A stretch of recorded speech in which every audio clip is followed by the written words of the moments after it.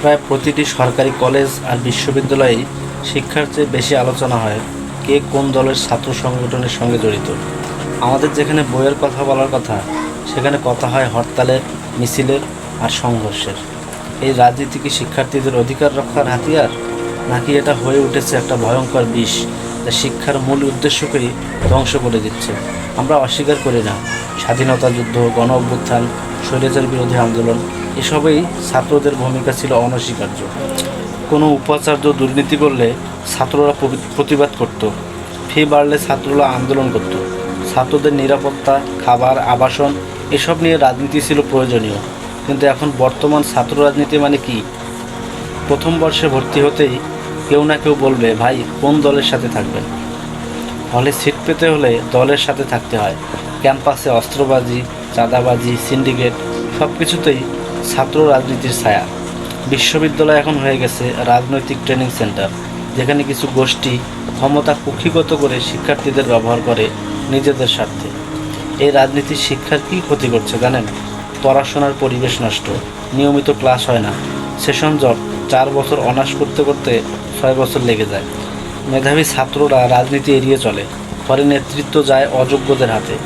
বইয়ের বদলে হাতে মাইক আর বাঁশের লাঠি, এটাই কি আমাদের উচ্চশিক্ষার ভবিষ্যৎ?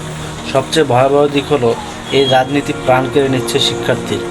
আবু বকর, বিশ্বজিৎ, আবরার, দীপ্ত এদের অপরাধ কী ছিল? শুধুমাত্র ভিন্ন মত বা ভিন্ন চিন্তা করার জন্য তারা প্রাণ হারিয়েছে। অথচ হত্যাকারীরা দলীয় ছত্রছায়ার পার পেয়ে যায়। রাজনৈতিক দলগুলো ছাত্র সংগঠন দিয়ে ক্যাম্পাস নিয়ন্ত্রণ করে। প্রশাসন দলদাস হয়ে গেছে, যারা প্রতিবাদ করে তাদের শাস্তি হয়। নিয়মিত নির্বাচনের নামে ভণ্ডামি, হলগুলোতে সন্ত্রাস, এসবের বিরুদ্ধে অবস্থান নেওয়ার মতো কেউ নেই।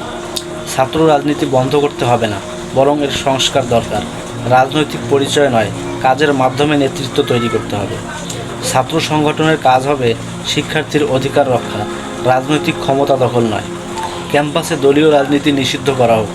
শিক্ষাঙ্গনে রাজনীতি থাকবে, তবে শিক্ষার জন্য, দলে চাকরি পাওয়ার জন্য নয়। রাজনীতি যদি মানুষ গড়ার মাধ্যম হয়, সেটা শিক্ষার মাধ্যমেই মিলবে। কিন্তু যদি সেটা বিভাজন, হিংসা আর ক্ষমতার হাতিয়ার হয়, তাহলে আমাদের কলেজ, বিশ্ববিদ্যালয় আর শিক্ষা প্রতিষ্ঠান থাকে না, থাকে শুধু রক্তাক্ত সংঘর্ষের ময়দান।